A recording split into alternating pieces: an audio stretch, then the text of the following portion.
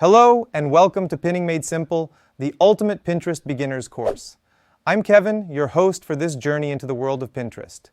In today's lesson, we'll explore what Pinterest is and why it's a game changer.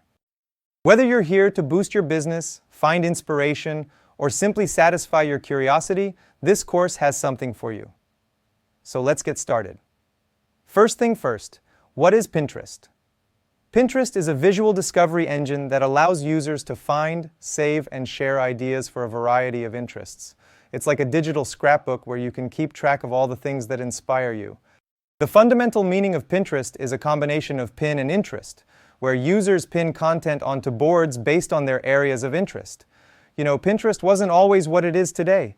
It started out as this simple tool where you could save things you liked online, but over time it's grown into this huge creative hub where people share, discover, and get inspired by all sorts of cool content. Pinterest was initially launched in 2010 and was an invite-only platform. This helped to create a sense of exclusivity and excitement around the site, and it also allowed the team to focus on building a high-quality user experience before opening it up to the wider public.